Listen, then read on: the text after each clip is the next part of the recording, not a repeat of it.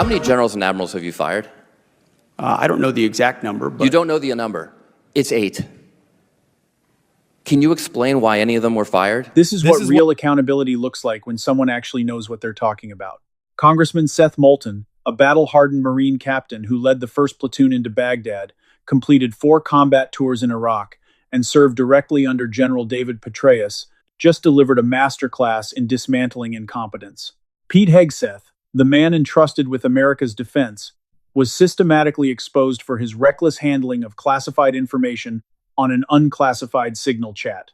When confronted about texting F-18 launch times over enemy territory facing anti-aircraft missiles, Hegseth squirmed, deflected, and contradicted himself repeatedly.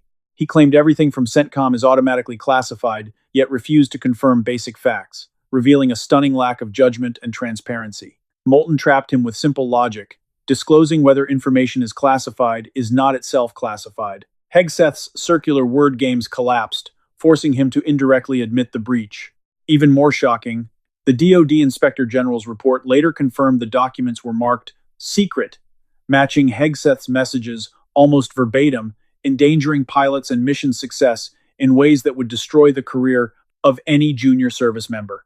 Moulton didn't stop there. He exposed Hegseth's billion-dollar Houthi operation that achieved exactly 0 commercial Red Sea transits for U.S. flagships. While the secretary fired 8 generals and admirals without explaining a single reason, pure political purges that have gutted institutional knowledge at the worst possible time, amid active conflict with Iran. This isn't leadership. It's a dangerous national security failure driven by ego and inexperience. If you want unfiltered truth and hard-hitting analysis like this, support Floor Verdict by hitting the join button below for exclusive videos and early access. That's how we keep holding power accountable. Subscribe and comment your thoughts below. Secretary Hegseth, I'd like to clarify a few important details for the record.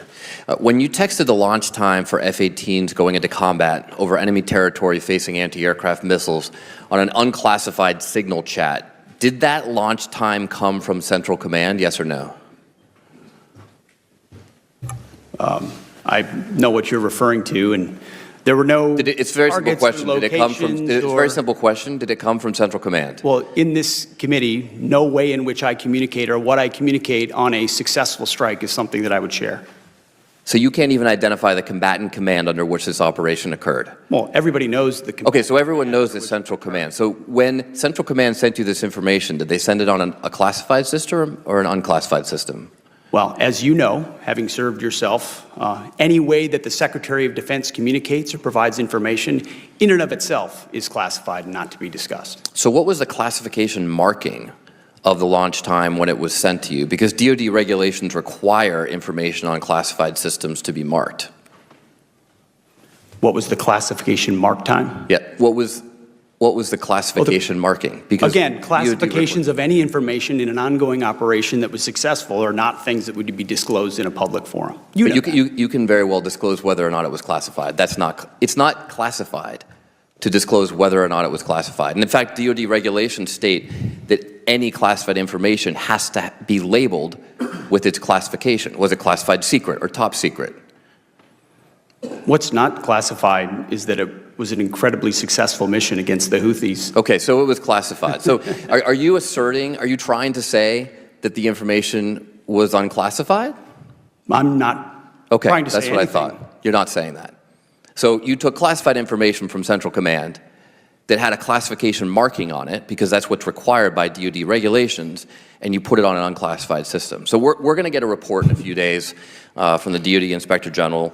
And if the DoD Inspector General finds what is pretty obvious, both to you smiling there in the witness seat and to all of us up here, that the information was, in fact, classified, do you plan to take any accountability for that? As I pointed out at the time... you said that accountability is back. Does that not apply to you? As I said at the time, Congressman, there were no names, targets, locations, units, routes, sources, methods, no classified information. Okay, so if it comes back that it is classified, will you take accountability or not? We've already established, you've already admitted that it was classified because everything you get from CENTCOM is classified. You just explained that to me. That's how you justified not answering the question. Not what I said. I didn't didn't confirm any classification or Okay, so if it is what confirmed, I know is that will you take everything I accountability? share, everything I talk about, Mr. as Secretary, of does Defense accountability apply to you or not? is classified whether I talk or not. Does it apply to you or not? Does what apply to me or not? Accountability. You said accountability is back at the Secretary. And you know what? The Houthis were held accountable for shooting at our I'm just asking if it applies very to you. successfully. I'm not asking about the previous Houthis. administration let our ships get shot at, and nothing was done about it. And thankfully, because of the skill and courage of our troops on I'm the just battlefield, asking about we I actually reclaim my put them time. in a place I where reclaim they my time. called for a ceasefire. I claim my time. I'm just asking if accountability applies to you. It's a very simple question. We use leadership by example. Of course. Unlike, I serve at the pleasure of the president like everybody else does. So it only applies to the president, not to you. I serve at the pleasure. You talked about the success of the Houthi operation. About how much money did it cost? How much money did you spend on missiles shooting at the Houthis? Well, you'd have to compare that with what it cost. I'm just asking how much did it cost? Divert our shipping lanes around. I'm told the it's sea. several $100 million, maybe close to $1 billion. How many U.S.-flagged commercial ships have transited the Red Sea since your so-called successful operation? Well, thankfully, unlike the previous administration, The answer is zero. military vessels transit. No, I didn't ask just about this military week. vessels. I Well, which asked would about be the commercial precursor vessels. for How many civilian and commercial vessels? It's been transit, several weeks. thankfully. How many commercial vessels, U.S. flagged, have Well, transited the would Red you, Mr. Congressman, put civilian ships The through questions dam are not to before me, military Mr. Secretary, ships? they're to you. We have responsibly put military The answer ships is zero. through first. I reclaim my time. How many generals and admirals have you fired? I don't know the exact number, but You don't know the number. It's 8. Can you explain why any of them were fired? Like, just explain why was the Army JAG fired? Why did you fire him? they all serve at the pleasure of the president. And I think No, I'm just asking you why. General Kane is a great example. I'm just of asking a you leader why. that we I need think you at probably this learned time. at Princeton what why means. Why did you fire him? They serve at the pleasure of the president, and we Why want better did you representation fire in him? each and every of those. You can't each and explain every why one you of those fired any of places. them? Defense Secretary Pete Hegseth fired the Army's top officer, Randy George, asking him to put in his retirement papers and step aside effective immediately, according to a DOD official. George is a Biden nominee who had more than a year left in his 4-year term as Army Chief of Staff. His departure comes as the Washington Post reports 2 other Army generals have been shown the door. That's according to 2 defense officials who spoke on condition of anonymity. Want to bring in Washington Post Pentagon reporter Dan Lamothe. Dan, what's your understanding of what's happening here? Secretary Hegseth has had an interest in kind of turning over the senior military leadership for some time here. He's been very pointed about doing so. He has not always explained why he's doing so.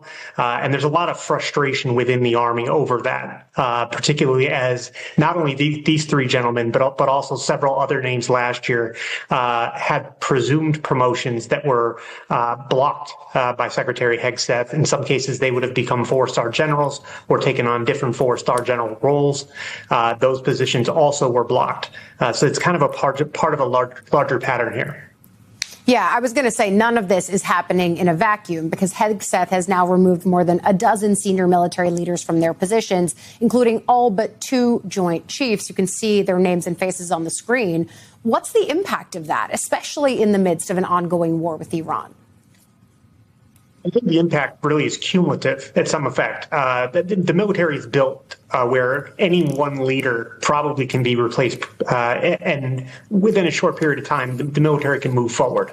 But when you start taking out many leaders, multiple services, multiple joint chiefs, there's a cumulative effect to that where you start wondering how much institutional knowledge has been lost, how many points of contact that these generals have where they can reach back to allies, partners, adversaries, and affect change in a crisis.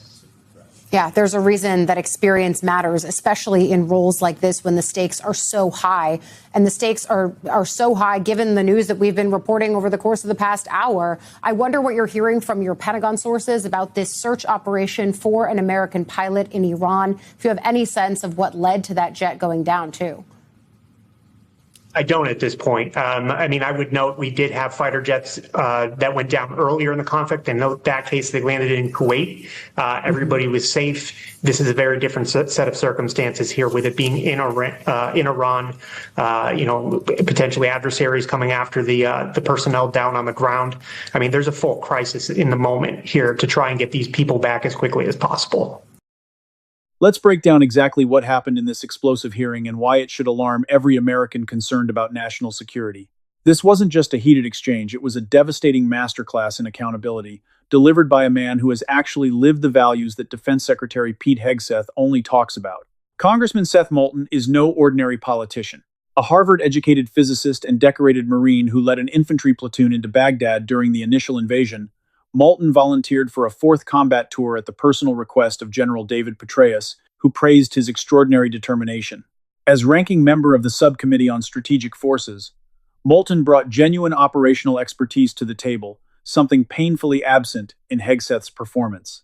The core of the interrogation exposed Hegseth's reckless mishandling of classified information.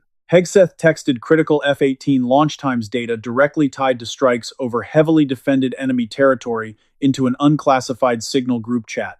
When Moulton pressed him with surgical precision, Hegseth resorted to layers of circular deflection.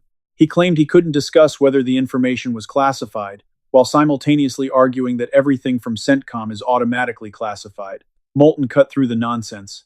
It's not classified to disclose whether or not it was classified. This wasn't a minor slip. The subsequent Department of Defense Inspector General report confirmed the documents were explicitly marked secret.